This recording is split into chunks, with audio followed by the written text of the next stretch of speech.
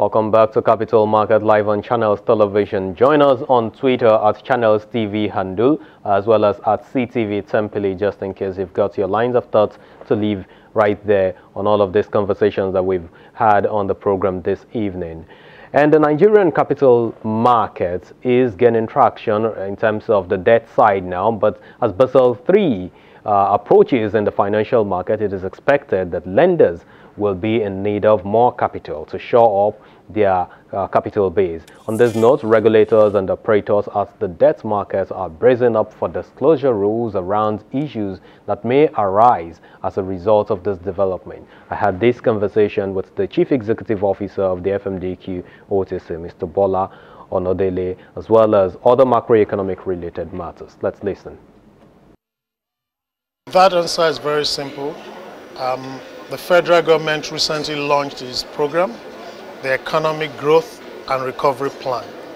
So there's no better time for us to think of the debt capital market that's going to support that plan. It's an ambitious plan. It's one that can take Nigeria to become, one of the top 20 economies in the world.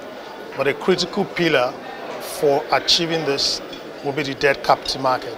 Ideally, the debt capital market, the size should be multiples of the GDP of this country, because we need to leverage the assets. So if the federal government has recently launched a growth plan, what FMDQ, which is a critical stakeholder in that ecosystem, has to do is to position the debt capital market for growth. I think it's just a natural. And you've seen today, you said debt capital market. I think it's the first international debt capital market. I think the word international needs to come in. So what are the areas of the debt capital markets that we see all of this? So in what areas of the debt capital markets do we have these potentials, and how are you looking to optimize them? As a securities exchange, what we would like the platform to do is to empower the capital market in various ways. Innovation, credibility, to inspire confidence of investors. So in the delivery of our mandate, we have strong advocacy, working with the regulators, working with government agencies, advisory that is not paid for, because that is what we have to do. We also connect with the international capital market, talking to investors and selling Nigeria as a destination for capital. And indeed, the more we do things that are consistent in Nigeria, the more we have the right environment, the right market structure, capital will flow to Nigeria, because the opportunities in Nigeria are tremendous. You've got energy, you've got energetic people here, entrepreneurial people, young population. The more we empower people with education, quality standards of living, people will see what Nigeria will become in the future. I believe in the great dream of Nigeria. FMDQ, the board and management, believe in Nigeria, and we're investing a lot of our energy in supporting in every manner the securities market and the debt capital market in Nigeria. There's a lot that regulators, operators as well, are now saying about disclosure. What do you want to see in the areas of disclosure on the part of issuers? So if you look at, we're trying to attract foreign capital. These are people sitting far away from Nigeria, so they need information. But coupled with that is governance, corporate governance, because you can have disclosure, and what are you disclosing?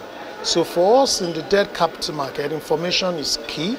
Information about the entity, the borrower, and also the governance, what goes on in the entity itself, the corporate governance. For the secondary market as well, we want price discovery, we want transparency, we want investors to sit comfortably, go on FMDQ website, and they can read all about the security. So if you go on our quotations page today, listings and quotations page, you will see prospectuses of all the securities that have come. And we put a track record of the prospectuses.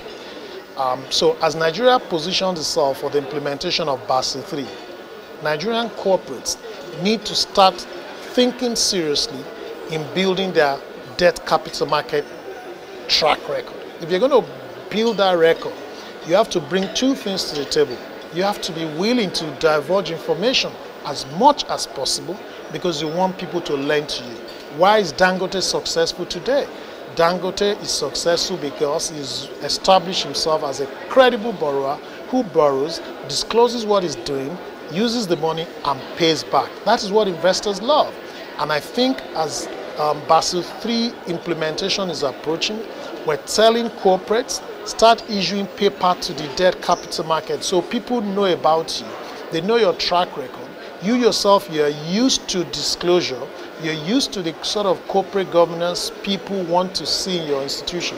And it makes life easier for you. The debt capital market is more stable than the banking sector. Because when there's a shock in the banking sector, the banks will pull up the lines. But if you go to debt capital market for your short term, we have the commercial paper program, and the long-term financing, you have the bond. It's actually the best way to finance your business. We heard this morning that the average tenor of banking loans in Nigeria is 2.3 years. That means what happens if you want to build a factory, if you want to refinance your capex, capital expenditure where you need 10-year money. So it's high time in this country we sat down very seriously and build a debt capital market. And immediately we achieve that, you're going to see a bigger equity market under the Nigerian Stock Exchange. Because first people have to go into debt and then build aspirations and then tap the capital market. This was the success story of Dangote. He used to rely on banking loan and later he floated on the Nigerian Stock Exchange. And the rest is history, as we say. So for me, debt capital market is the first thing we have to achieve, and all stakeholders are working out on this. All the securities exchanges, FMDQ, the Nigerian Stock Exchange, supported by the regulator, the Securities and Exchange Commission. What is the thinking about this crowding out effect of the federal government's bonds in the debt capital market, and what is being done to achieve a balance between the FGN bonds as well as corporates? When interest rates are high, the chief financial officers and the corporates usually would not like to lock themselves into long tenors. It's natural, which is why you see a lot more effort on the commercial paper. When the single-digit interest rates regime returns, corporates will come back to the bond market and try to borrow for a longer period. So when the share price is high, the corporates will issue their shares. When interest rates are high, they will not issue their bonds. So at the moment, this percentage is going to look as if it's overweighted federal government. But there are things we're all working at doing. The speed to raise money from the debt capital market has to become swift. Probably to see the banking sector as the competitor rather than the federal government. The federal government needs to borrow. To do things, it will always borrow. So even if the market goes to 20%, the federal government will borrow. Although in its portfolio strategy and the management of the portfolio, they too may decide not to go long period, but they will still come to the market. So you will always find the federal government in the market, but corporates have a choice not to go to the market when interest rates are high. We're hopeful for single-digit interest rates in the country. We're hopeful, and the SEC is working out on it, on increasing the time to market for all these transactions. For debts, you're talking of qualified institutional investors. They probably know all the companies. In some jurisdictions, some investors buy without rating because they know the corporates and they can make the assessment. We need to get things going as quickly as possible. There's no time in Nigeria. We need to work hard very quickly and fix all the things that are low-hanging fruits. So for me, the SEC has supported FMDQ in bringing the short-term bonds. So bonds of 3 years and below, we do the pre-work before it goes to the SEC for registration. Once we try this model and it works, then we're going to replicate it across the curve. So we have speed and time to market reduced to almost a week when someone thinks of debt. That's what they get from the banking sector, and we have to match that. And so the federal government just ended its 23rd Nigeria Economic Summit. Now the FMDQ is saying you need of money to fund the EGRP, come over, arms open wide. Well, next week, the major report that everyone should be looking out for is the release of the headline inflation for the month of September, and that is expected to be released on Tuesday. Analysts are expecting the number to taper further. That's all the time we have on Capital Market this evening. Thank you so much for giving us a portion of your weekend.